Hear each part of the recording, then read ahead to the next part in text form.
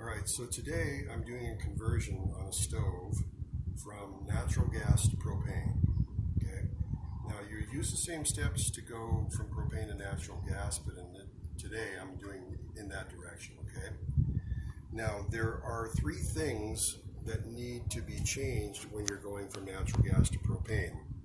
The first is the actual gas itself. Okay, that's obvious. Okay, the second thing is swapping out the regulators. The third thing is a low flame adjustment, and the fourth thing is the regulator. I mean, not the regulator, the orifices. Okay, orifices come in a lot of different forms. The main orifices that you're going to see out there are these little spuds like this. Okay, just like that, and that's what's on this stove here. Okay, now you'll see other types of orifices, but this is one of the more common orifices out there, especially when it comes to stoves. Okay, so I mentioned the orifice. Okay, so this little guy here is what emits the gas, and the size of this hole determines how hot that burner will get. So it has a number stamped in it. Is that the number right there? Yeah. It has a number stamped in it that will indicate what size this hole is. And that will be the determining factor as to how hot this burner head right here can get with a certain gas flowing through it. Okay? Your two choices being natural gas and propane, again, to reiterate. Okay? This orifice is actually located underneath the burner head, way down in the body. And I'll probably just shine a light down in there. Okay? Way down in there. Can you see it? I can shine it from there. There we go. Yeah, okay. That is an orifice. Oops, why did that turn off? Okay, that is an orifice. Okay? The flashlight's going out. Anyway, so that is what determines how hot this burner head can get. Okay? Now on some units, you're going to actually see two orifices. Like DCS and Decor, okay? Now those are the only ones that I know where you're actually going to see two orifices. You're going to see one underneath the burner head that you're going to see through this tube here, which is called the Venturi tube. It's not a straight tube. It's got a curve, and it goes out like that. And that's designed to flow the gas upwards and shoot it into the burner head, okay? The other orifice is going to be located off to the side here, okay? And it is going to have a secondary chamber, usually underneath this chamber, and the secondary chamber is going to release the low gas. Now sometimes you'll see a small button in the middle, and then that will be the low gas part of the burner, and then the big outside will be the main burner, the hot burner, okay? This is obviously a thermidor, so it has, these star burners, just like this, okay? And this one only uses one of these orifices, okay? The secondary control that controls the heat, okay,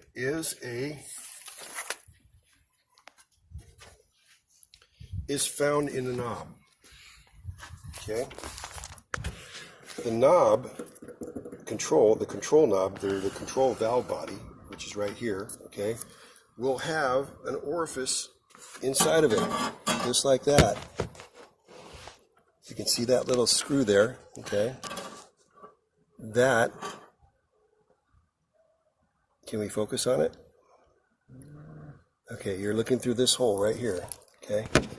That screw, can't see it?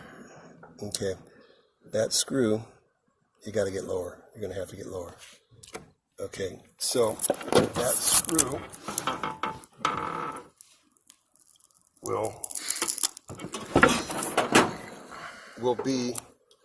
is what actually determines the low gas source here. Okay, the screw that I'm talking about is actually a jet. It's one of these guys, okay? This jet, just like the orifice, has a number stamped in the head of it, and it tells you what size the hole is on this end of it. Okay? So these usually have to be changed. However, this is a thermidor. You don't change these on these because they have electronic controls that actually determine what that low flame heat is. They turn the burners on and off. And this is the only exception to the rule where you do not change these. Otherwise, you do have to change these. And again, the numbers are stamped into the head of this. It'll tell you how big that hole is, okay? So, some units, like DCS and Decor, okay, some of those units are really high-tech. They have 2 of these, okay? And I mentioned that they have 2 orifices. They have 2 of these, okay? So the first jet is a super low jet. It's got a super small hole in it.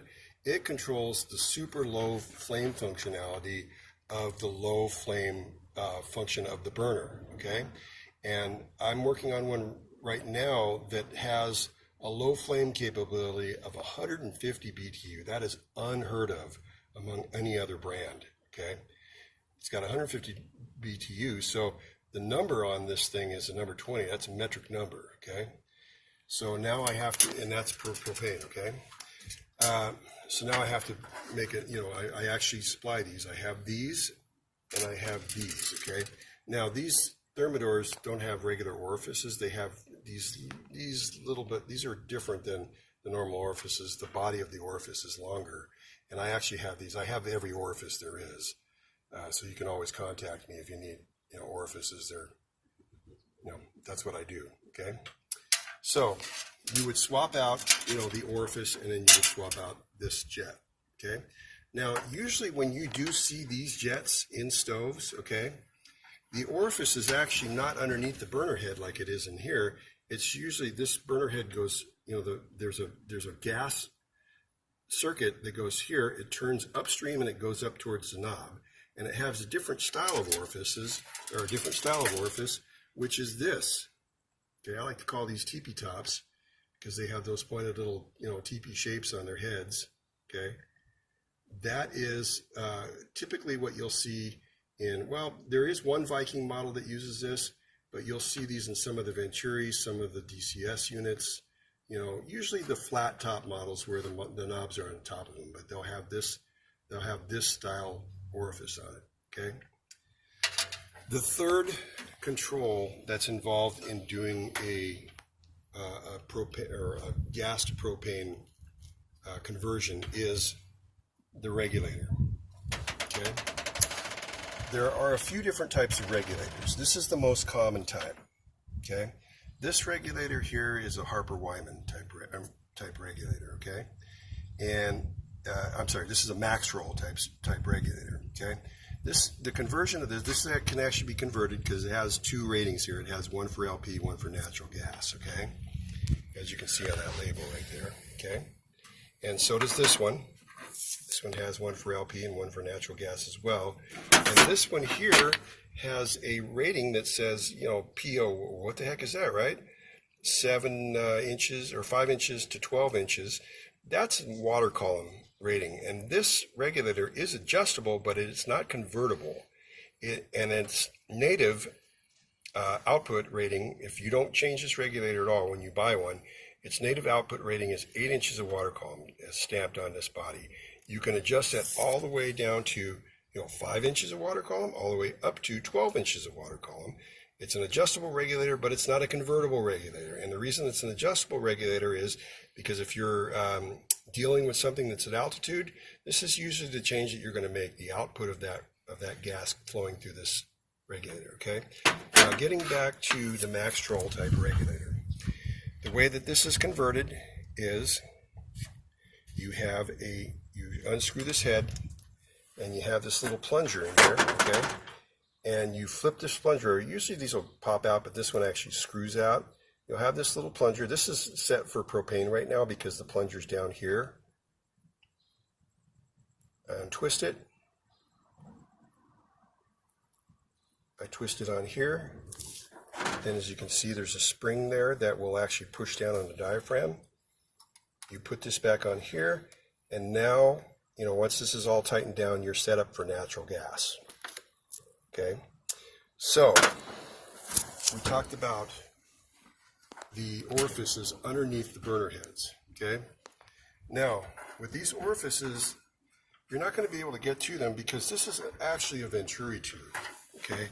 and you can't fit a tool through there because the center is, we're showing here, okay, the center of this is skinnier than the ends are. So you'll get, the tool partly through there, but you'll never get it through there. So you have to actually take these guys out, okay?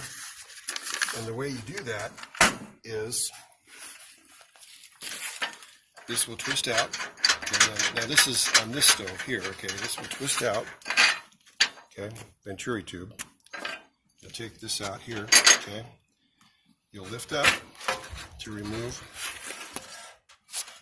this, and then underneath here you'll see an orifice, what they call an orifice holder. Pretty sophisticated name, but that's what they call it, an orifice holder, okay? And it holds that little orifice, which is right here, okay? It holds that orifice in there, and that's what shoots the gas up for the burner head, okay? Now, this actually comes loose here, so you can actually, untwist the rest of this, right? And then once you untwist it, what's revealed is the body of the orifice holder. And that little brass part is the only part that you're going to change. Again, it's going to have a different number stamped on it. It's going to have a different hole size in it. And that hole size is going to be indicated by that number. Okay? So that's the way that the swap is made. Now, when you get a stove and it's set up for natural gas and you put it on propane, unless you change the regulator and the orifice and or the jet, if it has jets, okay? Remember, DCSs have 2 jets. All others will typically have 1 jet, and DCSs have 2 orifices, and all others will have 1 orifice. And sometimes that orifice will be underneath the burner head, and other times it will be upstream, okay? If you don't change it, and you've changed from LP to natural gas, you just hooked up gas, this is what you're going to get. You're going to get a flame that is completely out of control. That's low flame, okay? You can see all the yellow, the flame's completely out of control, okay? Once you've changed the orifice, you're going to get the proper flame, which is this. And we're trying to ignite. Where are we at here?